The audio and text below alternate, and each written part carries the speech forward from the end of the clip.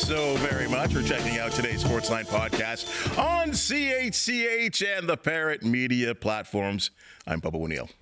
For those who are unfamiliar, every once in a while there's just so much going on in the professional sports world that we put a pause on the amazing personal local sports stories this region certainly has to offer, and we turn it into what I like to call the Sportsline Square Off. For today's edition, let's bring in a fella who's known very well on this network and maybe even this couch now on the AM hours. Yes. Rick Zamperin, great to sit there with you and chat it up and chop it up with the sports world. I can't wait. Usually I'm interviewing guests. It's nice to be the interviewee at this point. So, yeah, we're going to have a lot of fun. Well, hey, let me ask you first off, are you having some fun? Absolutely. I mean, this team here at CHCH Television is absolutely amazing. From Annette to Brian, Emily, Simone in the morning, everyone in the control room, the behind-the-scenes staff. It's been a dream come true. I am having the time of my life right now. Have you gotten back in? Because for those that don't know, you spent, nearly 30 years at CHML before they turned out the lights, and you were doing the morning show there. You've had some time to reacclimatize to regular sun and moon hours. Yeah. How are you get back in? I don't know. When are you waking up? Yeah, I mean, listen, for 8 months I was doing basically nothing apart from fooling around on YouTube. And, waking up at 7 or 8 o'clock, and now the alarm goes off at 2:30, and, showering out the door, and here I am. But, I think it's part of my DNA. I'm an early riser to begin with. I'm jacked to be up in the morning and offering information and entertainment to our viewers and those, listening to podcasts like this or watching podcasts like this. So, yeah, it's a whole lot of fun. Thing that you like the most about working here so far? I would say, and this is very different to radio, at least in my experience in radio, is that working in television is much more of a team-reliant factor, if I can put it that way. In radio, at least for me, you would do a lot of the work, compiling newscasts or doing your own reports and then working on that, writing web stories, and you would have almost total control over everything. Here, you need a lot of other people to make this magic happen, and I really get a kick out of that because, it takes a village, right, to raise a child. It takes a village to put on a great TV broadcast. And how about your co-host? Oh, she's amazing. Isn't she great? Yeah, top shelf. Annette Hom is a legend in this community, a legend here on CH. Such a pleasure to work with. Knows her stuff, has great connections in the community, and I think we're getting along okay. You guys look great together. Thanks. And I know the whole team actually has always been very, very solid. Yeah. Every day it just seems like, and of course, this was a transition for you, as you said, from radio to television, and every show, at least I look at, I'm like, look at him, he's getting more and more comfortable. Yeah. So that's great to see. Yeah, I think day one it was like, don't F it up. And then ever since, it's just like, have fun. Right? Yeah. Well, that's morning show. That's what morning show TV is supposedly all about. Yeah. How about having some fun? Let's talk some sports here. Okay, yeah, I know that's what deep down, and I know there's some Tiger Cat stuff here we'll get to maybe near the end of the podcast. I would like to bring something up about that, but let's talk some sports. And I know the Edmonton Oilers, it would have to be a complete disaster, folks, for them not to reach the Stanley Cup final now for back-to-back years. So I know they're up 3-1 currently in the series. I just can't see them losing 3 in a row. I don't see it happen. No. So I must ask you this question, because now it's collecting. It was a topic last year, but I think it's even bigger this year, probably because it does look like they're going to be here for the back-to-back years. We haven't won, at least in this country. The Cup has not been in this country since 1993. It's a long time. Are the Edmonton Oilers Canada's team? I think by default they are. Maybe not to all fans, because if you cheer for the Flames, you're probably cheering, against the Oilers every moment that you can. And you might be able to say that for the Canucks as well, and maybe even the Jets. Western Canada, probably very anti-Edmonton at this point. But when you go, east of Manitoba, it might flip a little bit. But me as a Leafs fan, I'm sure there's Habs and Senators fans, and maybe some fans of Canada's other teams, who are secretly cheering on the Oilers because, it has been over 3 decades since the Cup was claimed by a Canadian team. And that's far too long. And I know that, all the teams that have won the Cup since the Montreal Canadiens in 1993 more or less have more Canadians on their roster than any other nationality. The fact of the matter is that it's an American team winning.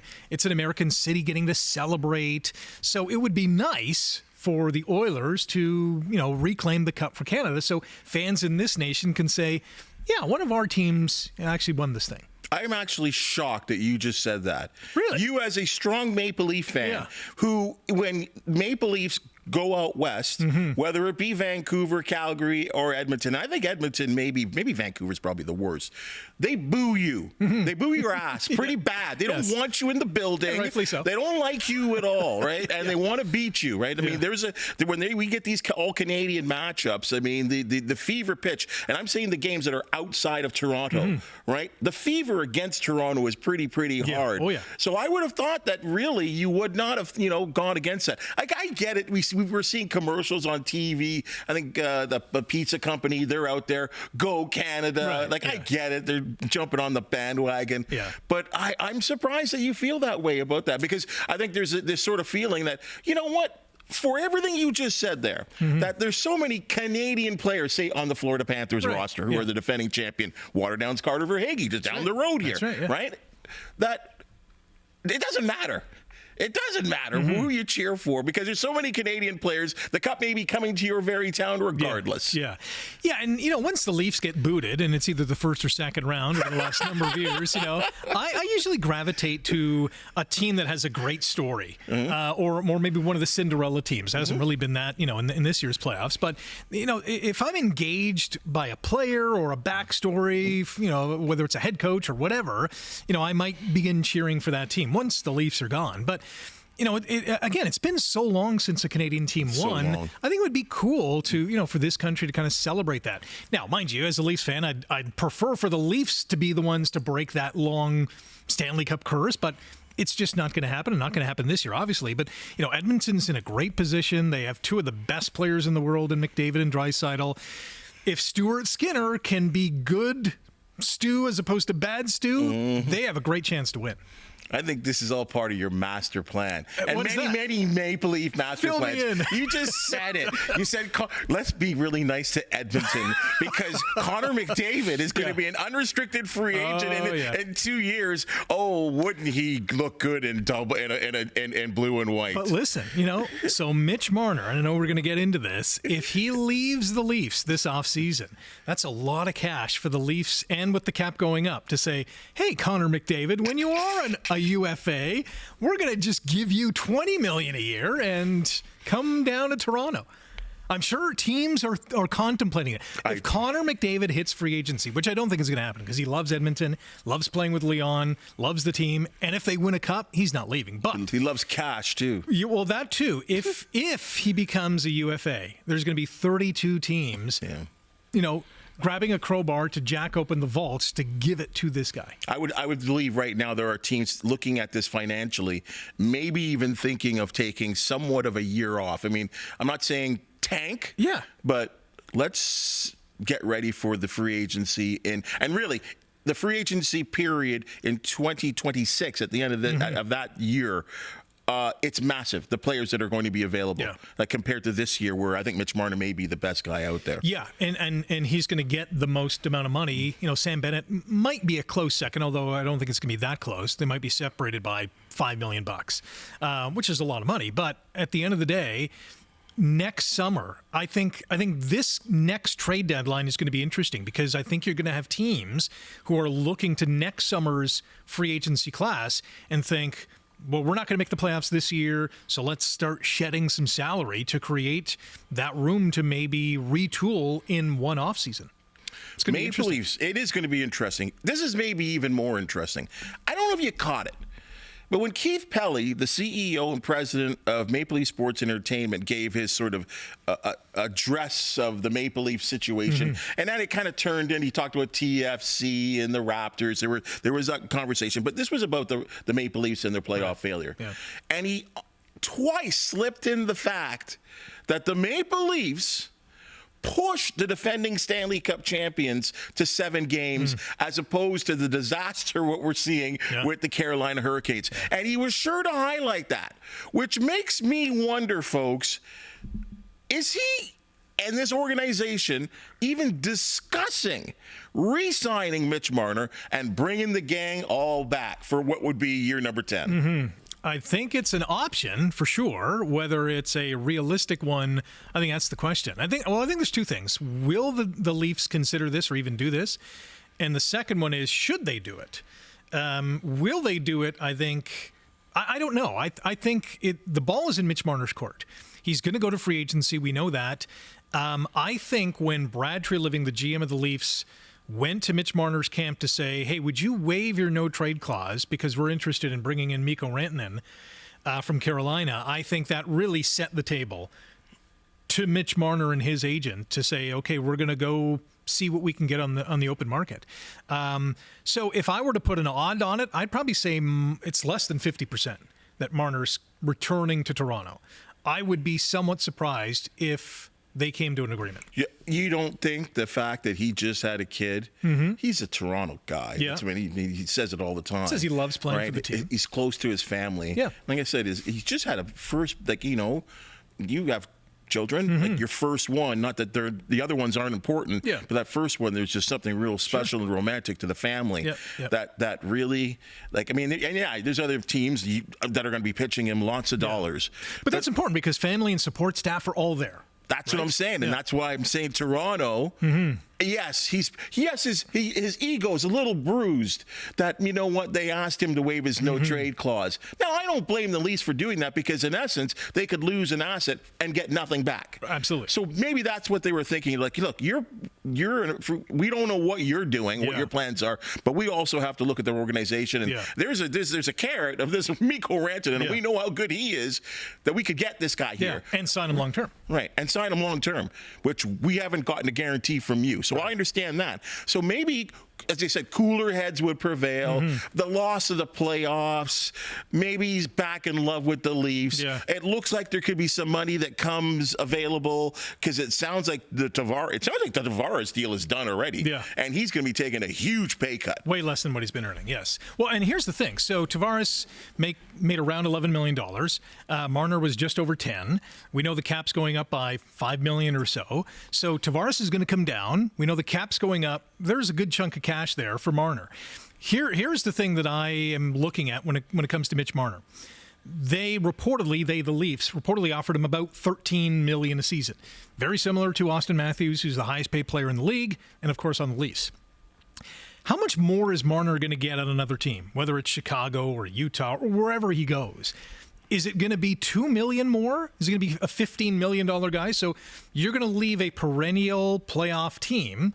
They have the longest active playoff streak in the NHL at 9 consecutive years, making the postseason, for $2 million more a season and play in a market that might not be as glorious as Toronto, might be a lot less pressure in Utah. I can guarantee you that. But is he going to love it as much? We know he's probably going to be as productive anywhere he goes, right? You play with one of the best goal scorers in the league in Matthews. He's going to get his points whether he's playing in, L.A. or you name the team. The fact of the matter is, what does he want to do? And does Marner believe, truly in his heart of hearts, that this team can eventually get over that hump? Okay, you answer your own question. You're a Leaf fan. I say yes, they can. Oh! But I'd love to see it because, here's the issue. I mean, this is the first offseason in many years that I'm going in as a fan. I think a lot of Leafs fans are sharing this opinion that you look at the defense and you think, I don't think we have to change anything. I mean, if they do make a change, okay, fine. It's not a wholesale, we need so many pieces and parts to make this defense better. The fact of the matter is the core four are all forwards. And okay, let's throw in Morgan Riley, who at the wrong side of 30 now, we're beginning to see a little bit of a decline, even though he just signed, recently signed a big mega deal.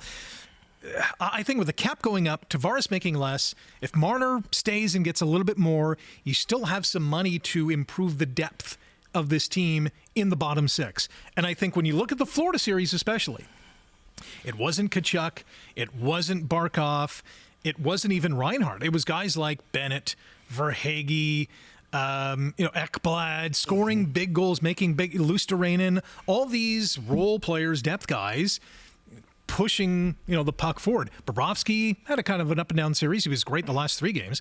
Goaltending's not the Leafs' problem. Well, no, they got 2 solid goaltenders. There's no worry there. It's really that bottom 6. So I think that's the message that the front office presents to Marner to say, listen, for $2 million more, like, stay here. We're going to have a better team depth-wise. I can't believe I'm hearing this. Let's go again, core four. I think that's the message. Now, whether Marner says yes or not, that remains to be seen. I really doubt he's going to be back. Rick, people were throwing shirts and jerseys on the ice.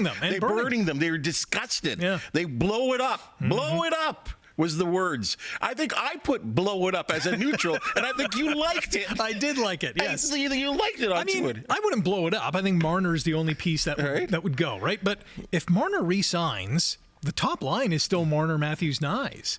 And they didn't do much in the playoffs. Nyes has got to get some money, too. Nyes is going to get some money, too. But he's not going from, league minimum to $10 million. He might go to 6, 7, maybe 8 million, knowing the Maple Leafs. Beware of the offer sheet. That too. But he has to accept the offer sheet too. And he has said that, listen, he loves playing in Toronto. I think he sees a good future as Austin Matthews, left winger. I think it's convincing enough for him to stay with his Arizona buddy. Stay for a cool $7 million. Stay tuned, folks. Holy mackerel, the Leaf drama at every end of the season. That's the and this one, though, as you said, with the Marner narrative, it really is the most interesting. Mm-hmm. Also interesting is Hamilton's Shea Gilgeous-Alexander. Oh, yeah. NBA MVP.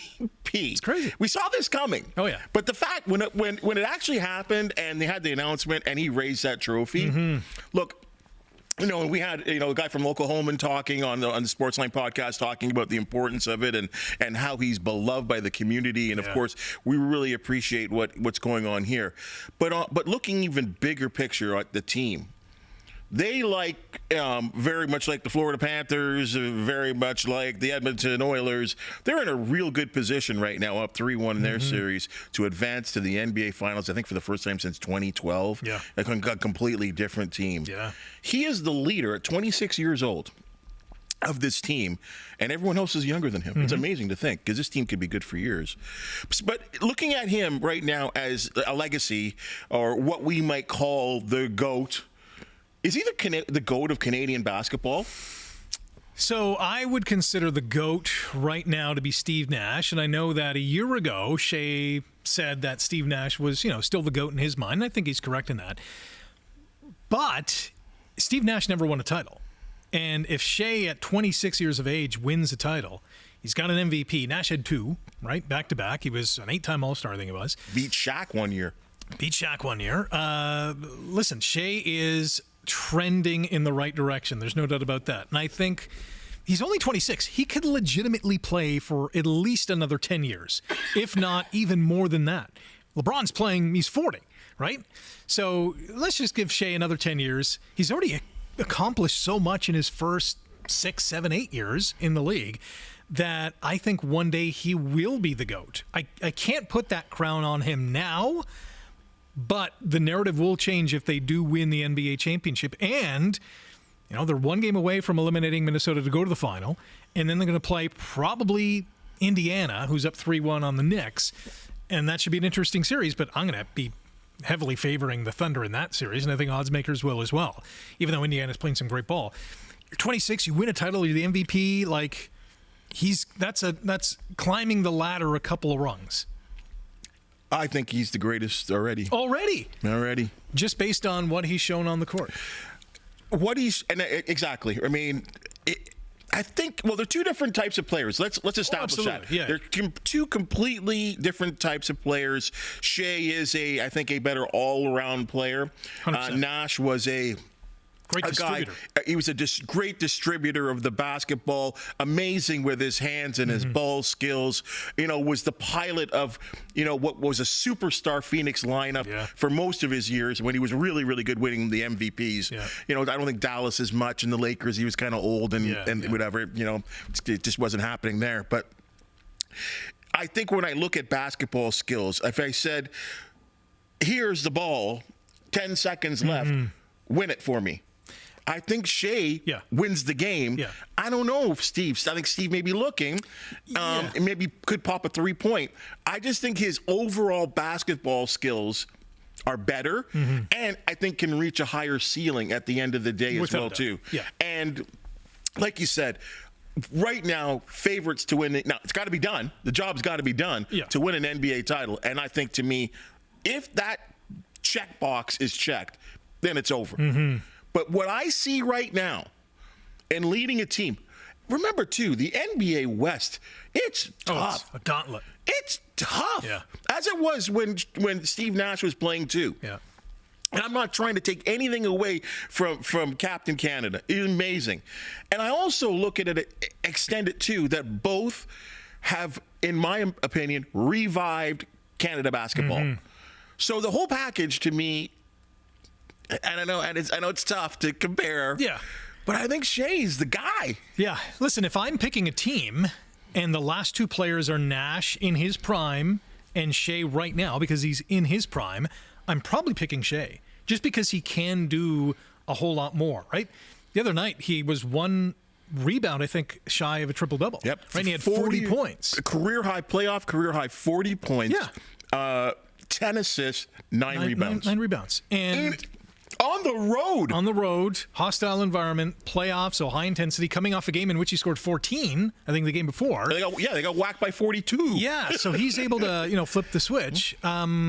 The other thing, too, is that, Shea can do, as you said, so many things well. He can distribute. If he's not hitting the shots, he's finding J-Dub or he's finding Holmgren or whatever the case is. Like, he's able to connect with his teammates. He plays great defense. He's on an historically amazing defensive team, the Oklahoma City Thunder. And they can beat you so many ways with so many different players. And he just seems to have that it factor as well. In the clutch, he's going to hit the shot. And Steve would too, but I'm seeing things from Shea that we haven't seen in a long time. And let's not forget, he's the first Canadian to win the NBA scoring title. That's never been done. And Nash would have never done that. No. So that's a big check mark for him. 32 points per game. That's insane. That's Jordan stuff. What has he got? Like 70 or 80 consecutive games of 20 in the regular season of 20 plus points. Yep. Those are historical numbers. Now you're talking about the best in the game to ever do that. So yeah, when he wins the championship, and I think he's going to win at least one more MVP. The way he's going, the team that he's on, I think so. They're going to accumulate probably the most wins in a few seasons in a row. I wouldn't be shocked. Then I'll say, lock, stock, and barrel. He's the greatest of all time. Yeah, it's funny that you bring up a couple of those statistical stories, because I keep seeing it on like the ESPN. We're both on X, and the ESPN stat. Bureau. They come up with this stuff, and even Sportsnet stats are everything that he has done this year, even last year when it was controversial that he could have won as well too the MVP trophy. Yeah. They're all in comparison to like the greats of the game, like Michael Jordan stuff. Yeah. And this guy's from Hamilton. It's pretty nuts. wild. It's pretty wild. It's nuts. Yeah. Speaking of greatness, yes, and I know you love this fella. Oh yeah, Cristiano Ronaldo. People are like, why are you talking about Cristiano Ronaldo? Well, he went to X, or at least social media or Instagram, and said this chapter is over. So he's 40 years old in Saudi Arabia playing, and which I don't like him playing in Saudi Arabia, because to me, where are the games? Who's watching it? Yeah. Name me 5 teams, right? That's the problem with me. Name one team. Name one team. Al Nassr, right? Come on. No offense to Saudi Arabia, folks. Yeah. No offense. But your league is not the Bundesliga, the Premier League. I think in some ways, too, MLS, too, because we're here in North America. Yeah, absolutely.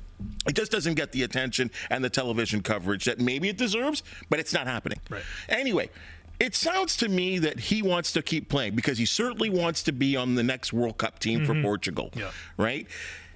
So he's going to play somewhere. I'm seeing local articles, obviously, in this area, in this country, especially Southern Ontario.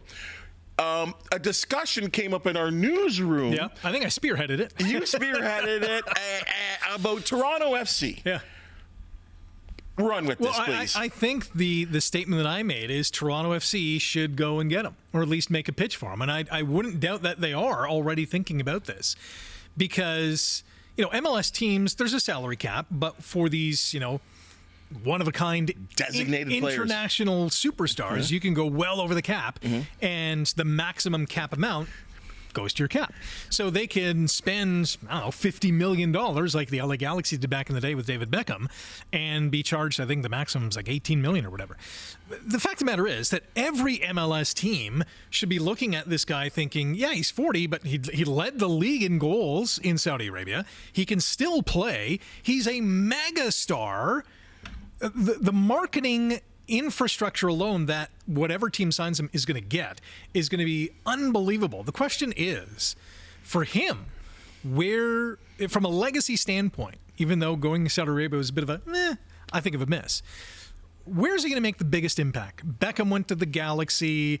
We've had in the MLS a lot of international superstars in the latter stages of their career. Wayne Rooney. Pele back in the day. Yeah. Wayne Rooney, Ibrahimovic.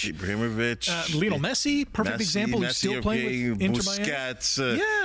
Pirlo came over. Yeah, what's his name? Suarez right now with Miami. Exactly. So all these guys in their late 30s, knowing that they've been there, done that, they've got international trophies or club trophies in Europe or South America, and have come to North America for the payday, the marketing, extending their brand to North America, right? Because, let's face it, soccer, football, still a very global sport, but huge in Europe, massive in South America, and, big in other places of the world. In North America, there's football, and there's hockey, and there's baseball, and there's basketball, and then there's soccer. Mm-hmm.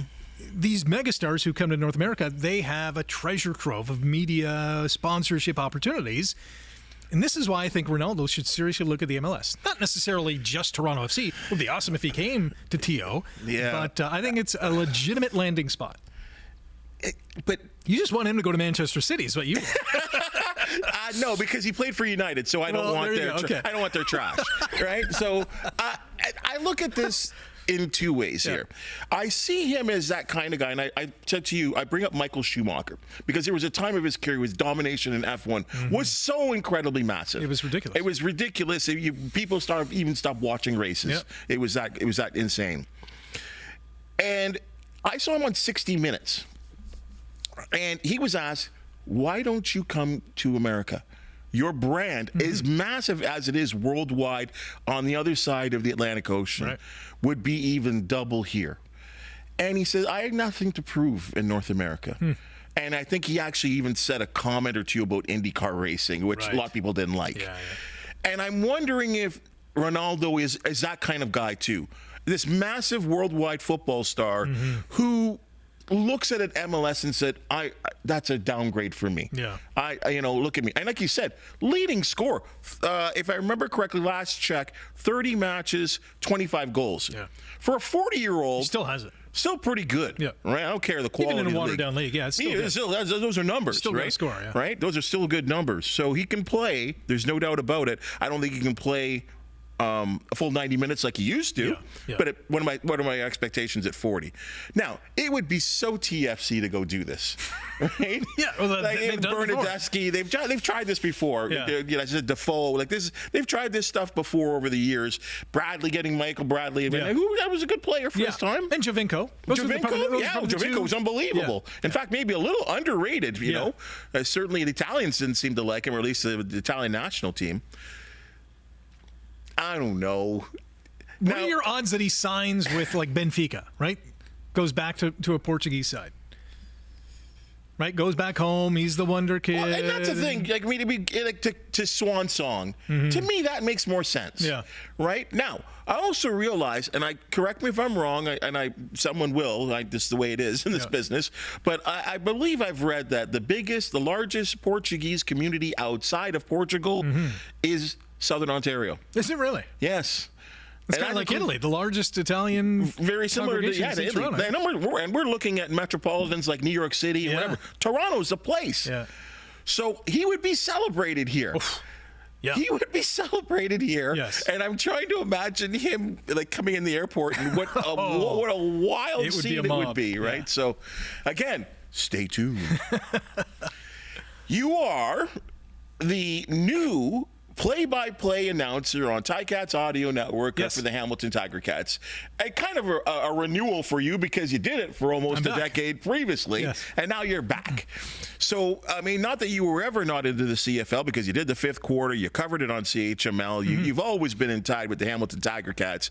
But looking at the CFL, and you know a lot of the good and the bad of what's going on with the Canadian Football League. Yeah. New Commissioner Stuart Johnson it comes in here, takes over from Randy Ambrosie after a 7-year stint, if I remember correctly. Yeah. What is his first order of business? Or at least, if not first, most important order of business for him? Well, I think he said in his opening media conference that his most important thing is to listen, right? Listen to fans, listen to owners, listen to players, kind of be a sponge to figure out, where he should take this league. I think if I'm the commissioner, and I think this is what he's going to do, he's going to look at the 9 teams and see strong ownership in every community, even the community-based teams in Saskatchewan, Winnipeg, like solid. He's going to see some franchises who are doing much better than others, and not in wins and losses. I'm talking financials, and he's going to have to compile some kind of case to improve those teams. And I'm talking about teams like Toronto that have struggled with attendance, teams like Montreal that don't have the most luxurious stadium with all these, private corporate boxes, right? They have some deficiencies in those two markets, especially. Hamilton, Ottawa, I think are strong, but, some improvements can be done in terms of not only the play on the field, but, the corporate kind of oomph behind it. But I think you could say that league-wide as well in terms of sponsorships, getting more partners, just laying a more secure foundation because for decades, the CFL, and rightfully so in some years, has had this, stigma or this black cloud over it that, are the franchises healthy enough? Is the league financially okay? And there always seems to be when it comes to, negotiations with the TV deal or the players union, when their agreement's up for discussion, the thought is, the what if factor. What if TSN doesn't come back, or what if other networks want to get it? Is the league gonna have enough money to do what it wants to do? So I think his first and foremost objective is to figure out how to take the league from here to here financially. And I know that Randy Ambrosie, when he first came in, he wanted to double league revenues, right? That was his big promise, and they never really got there. So I think Stuart might have that objective in his head. He's just not saying it outwardly because ultimately that's what you want. You want the owners, the teams, the players to all make more money. You're going to have a much more successful league. And how he's going to get there, that's the $1 million question, literally. It's a huge question. It's a huge question. And I completely agree with everything you've said there. I really have, because it's so important. But can I say this? I have been now watching CFL football with good knowledge now for 3 decades now. Right. Everything you just talked about, we've been talking for 30 years. Right. Yes. We've been talking about this. There's some franchises that are making money, some are not. Some buildings are decrepit, some are blah, blah, blah, blah, Yeah. blah, blah, blah. I've been hearing this for 30 years. Yeah. And I am of a strong belief that we will be talking about them for 30 more. Probably. And that this league, but the league will continue. Yeah. The league will continue. The problem is, who's watching the games? Who cares about the Canadian Football League? And to me, that's the biggest problem right now. Yeah. Because you and I are at Ticat games. You and I can identify the crowd, and we just use Ticats because that's where we are and that's where we know the most. Yeah. Look at the amount of Hitchcock jersey and Morreale jerseys and Carl McManus, Coulters and McManus and Flutie jerseys. Who are wearing those jerseys? Yeah. 50, 60, maybe 40-year-olds that were around for 99, Yeah. right? Wearing the old Ticat logo I'm talking about. Yeah. They need to connect with the youth. Right. How somehow the league and my dad got me into the Canadian Football League when I was 8. That's when I started watching football. I didn't watch NFL first. Yeah. It was CFL first. I had gone to an NFL game, a Bills-Jets game at Old Shea Stadium. Right.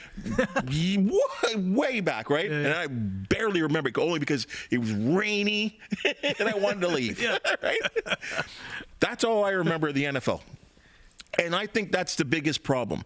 I thought to myself, okay, when he had that, when his opening statements as, you know, the new commissioner, I thought to myself, this is really interesting. So I went digging and talking to the likes of like a Justin Dunk, who's, used to work here at this station and of course runs the 3 Down Nation.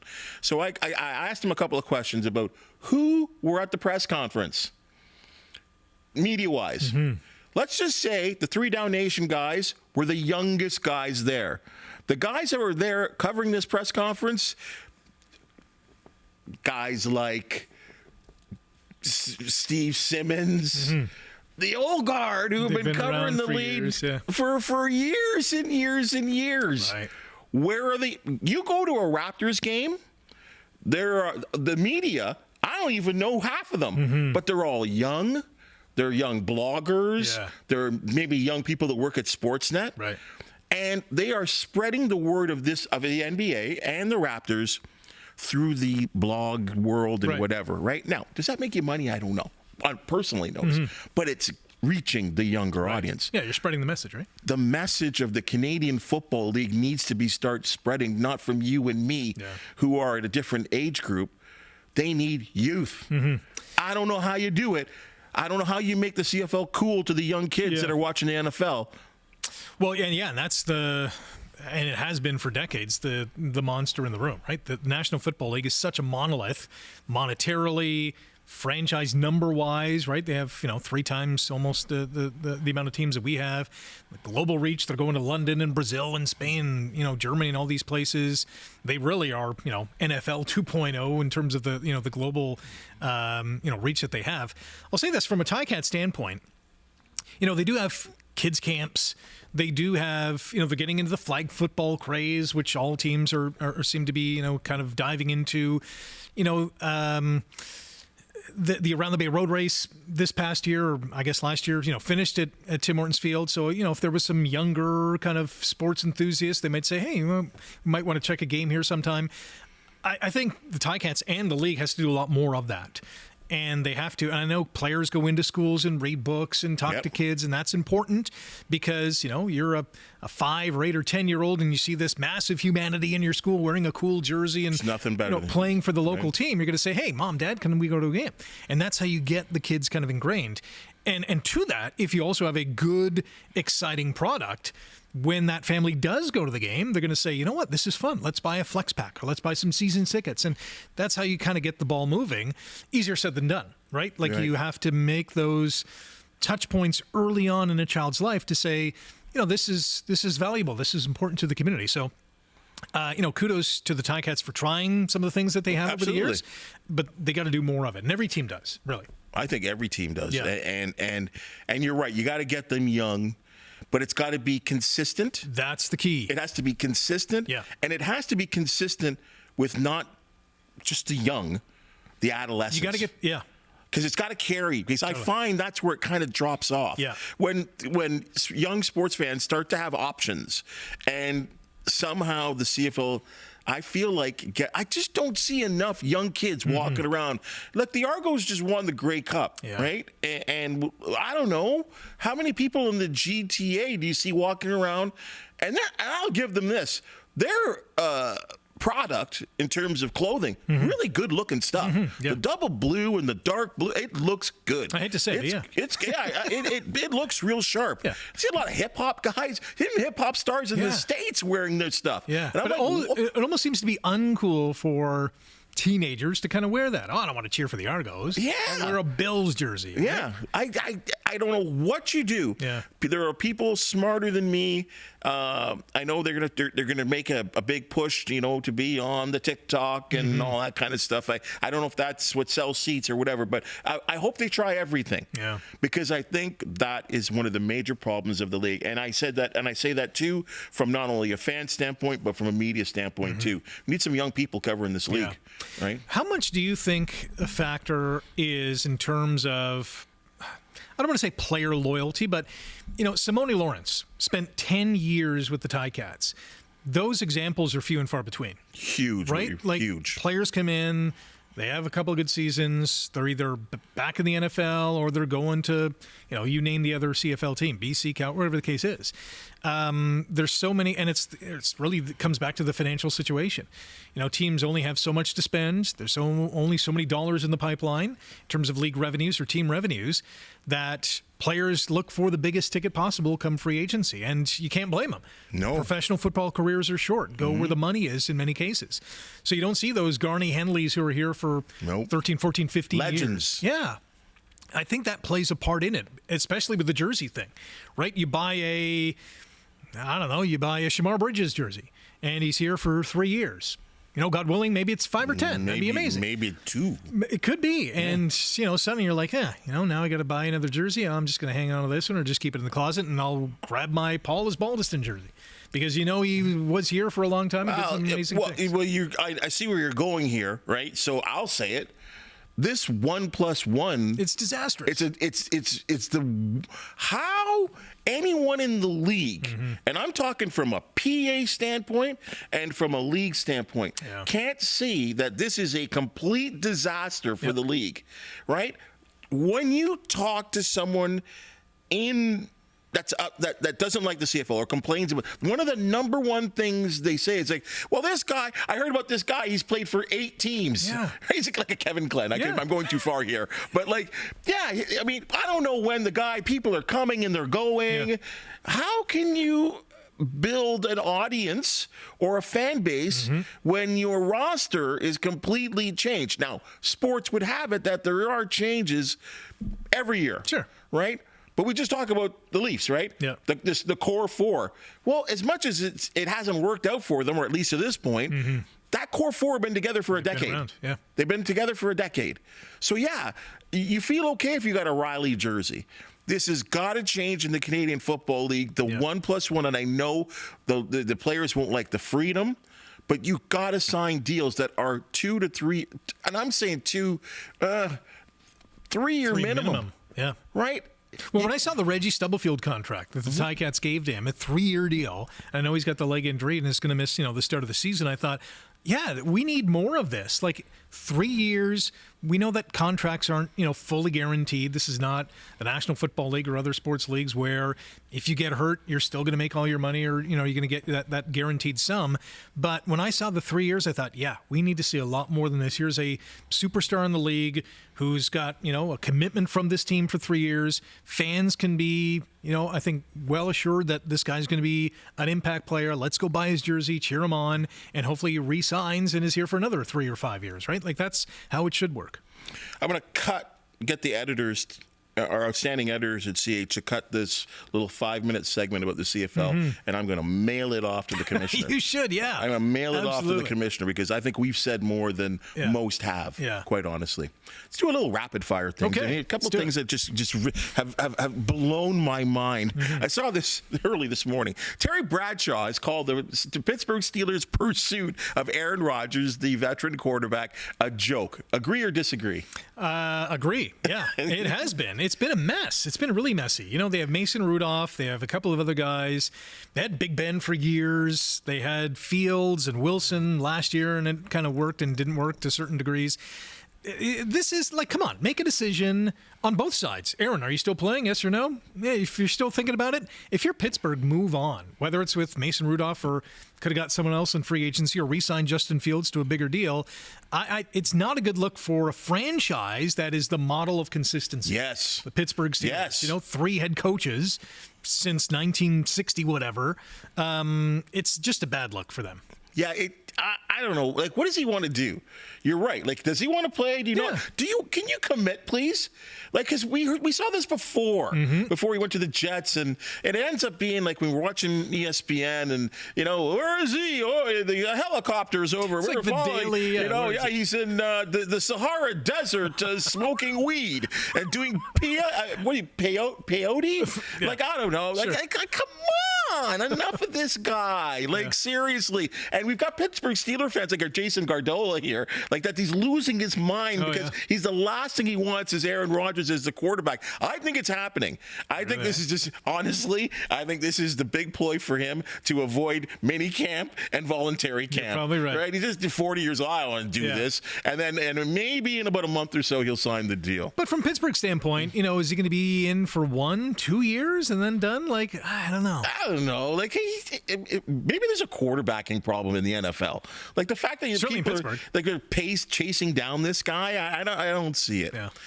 Blue Jays. Still meddling at the 500 mark. Yeah. Are they relevant to you? Not as much as they have been in the past, I'll be honest. I mean, I still watch the games. I still listen to the games. I still cheer for the Jays, being my hometown team. But, I don't know. The whole Vladdy thing in the offseason and saying he wasn't going to sign a contract, and then he does sign a contract in season. It was just weird. I'm not a big fan of Shapiro and Atkins. They really haven't done. You're not a big fan or not a fan? Not a fan. Yeah, let's remove the word big. Not a fan. I mean, it's kind of been a middling franchise for several years now. Yeah, they've made the playoffs in the past, but it's been one and done. They haven't really made a big charge since the Jose Bautista era kind of ended. I'm yearning for more, and this franchise is not giving me much. They bore me. Yeah. They bore me. This was a team that hit the ball out of the park like crazy. Yep. Now, did it get them anywhere? I don't know, right? I mean, yeah, you're right. 2016, 2017, they were, pretty relevant towards making the playoffs and maybe even the beginning of the 2000s. But they were exciting to watch, right? The ball was, you guys are hitting 40 home runs, and now They can't even score runs. They don't hit well with runners in scoring position. They don't even hit home runs anymore. No. Like, thank goodness Varsho showed up. Yeah. He's added a little power. Vladdy now is like the 300 hitter type. Yep. What happened there? I have no idea. Bo, I'm not quite sure about him. He's got 3 or 4 home runs. Santander. Okay, maybe not. You're right. Maybe that's the proper word because I don't want to say bust. Yeah. Right now I'm hearing he's got a bad hip. Yeah. Home run hitter, bad hip. That's a problem. Yeah. Right? You go out there. I remember they made all the noise about Scherzer. Ask anyone in this station here. I said, he's going to make his first start, and he's going to end up on the DL. And it's exactly what happened. I texted my brother the day they signed him. I said, over, under, a DL stints 3.5. Go. Under, but one big, long one. Absolutely. Right? Yeah, I don't know. And you're right. The whole thing... it's the only franchise I actually care about the general man, or care to talk about the general manager and the and like the whole structure there, because I don't know who's happy with those guys. Yeah. Why are they still there? Atkins is last year. There's got. I mean, if they finish third, which they're in right now, I think there's got to be changes. I mean, this year has to go in a different direction. Yeah. The International Olympic Committee yesterday said no to Russia. Yep. There's been this lengthy ban that's been going on for them from competing in international events. But they will not be able to compete as Russians, players, participants for the 2026 Olympics. Your thoughts there? Well, certainly disappointing for the athletes because I would assure you that, some of them, maybe many of them, maybe all of them are against, Russia's invasion of Ukraine. And that's what this IOC decision is based on. Since Russia has invaded Ukraine, the IOC has said, listen, you're not going to compete in major international events as Russian athletes. We've seen it in hockey over the last little while. And quite frankly, I've missed the Russian team being involved in these kind of tournaments, right? Four Nations face-off, Olympics, whatever the case is. Yeah, it seemed wrong. Yeah, but I can see where the IOC is coming from. Now, do they want to get, well, they already are. Do they want to get political? Yes, the answer is, because this is the decision that they made. But I feel for the athletes who have trained, and many of them, in many cases, all their lives to get to this point, and they can't do so because Putin is trying to claim more land in Ukraine. It's wrong, and hopefully one day soon that can all come to an end. I am no Putin lover, but I will ask this question. Who's it hurting? who's this ban hurting? Well, yeah, the Russian Right? athletes. Like right? the athletes, and like, are they to blame for the actions of a dictator like a president in Russia? And I'm concerned about that because I see what they're doing, but I just don't know. Are you hurting the country, or are you hurting the athletes? And if you're trying to hurt the country, well, many of the people, those athletes, aren't making the decisions. Yeah. And I would sure if you cornered them. Alex Ovechkin has talked about this already, about not wanting more, wanting peace. But even though Putin is his good friend that that's dropping bombs, I don't know if it. I mean, already it hasn't stopped Russia from doing anything, right? From war-like zero stuff. impact. Like I don't know. So what are we doing here? Yeah. Right. And I also thought that Olympics was supposed to be 2 weeks of peace. Yeah. And 2 weeks of athletic ability being shown at the highest level. I know there's obvious problems with drugs every once in a while, but overall, the highest level of not amateur and professional sports, though, but a showcase for sports. I'll call it that, right? And to see Russian athletes at their very best, you talked about the cup there, the Four Nations Cup, which should have been 5 at least, because Russia, again, to lose that Russia-USA rivalry, Russia-Canada rivalry, just. Yeah. It goes back decades, right? It's been going on for decades. Do you know who also loses, and this is maybe a selfish comment, is fans like us, right? To see these well-trained, multi-talented athletes, whether it's hockey or you name the sport, not being able to compete against athletes that we love from this country or other countries love as well. I think as fans, we kind of lose as well. Well, this was not a loss, Okay, good. and it was a big win for the Sportsline podcast to sit and chat with you and, as I said, chop it up a little bit here. I always enjoy your insight, your opinions. Thanks. Looking forward to more TICAC games this year. I don't want to go there yet, but as I've said to you before privately, I feel like there's going to be a good year. I feel like it's going to be a good year. Excuse me. We're coming, Winnipeg. But appreciate your time, Martin. Yes. Thank you very much. All right, folks. Thanks for having me. That's your Sportsline podcast for the day. And if you've just seen and heard, we love talking sports. If you do know of an athlete, team, or event to promote the Sportsline podcast, you want to hear from you. Hit that thumbs up, like, and subscribe button. Hit it! Hit it! We appreciate your comments always. For the outstanding people that make the Sportsline podcast possible, thank you so very much. And we'll see you tomorrow.